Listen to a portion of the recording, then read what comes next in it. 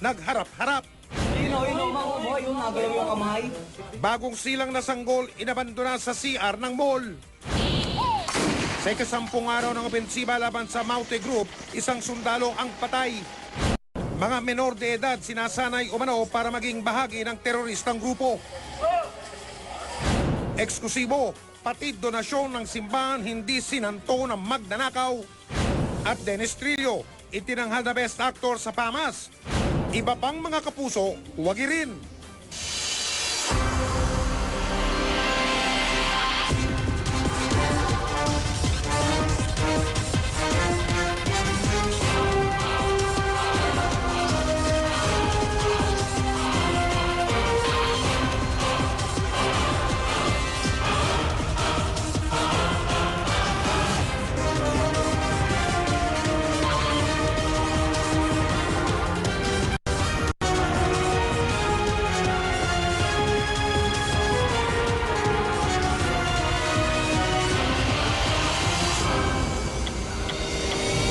Magandang gabi Luzon, magandang gabi Visayas, magandang gabi Mindanao.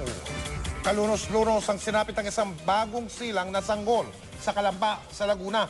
Ang walang muwang na baby ay itinapon po sa basurahan sa isang palikuran. Nakunan po ng CCTV ang hinihinalang ina ng sanggol. Ang sinapit ng baby, alamin po sa pagtutok ni Mark Salazar. Berto.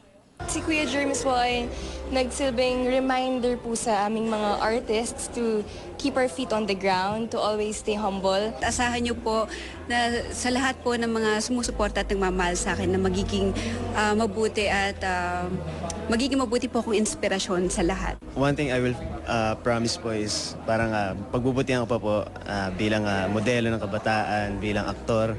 Katatibayan, dated sa Showbiz Happenings. And that's it for Buena Manong Chikahan this week. Ako po, si Valania. Sir Mike, Miss Vicky. Salamat, Iya. At yan po ang mga balitang ating tinutukan sa nakalipas 24 oras.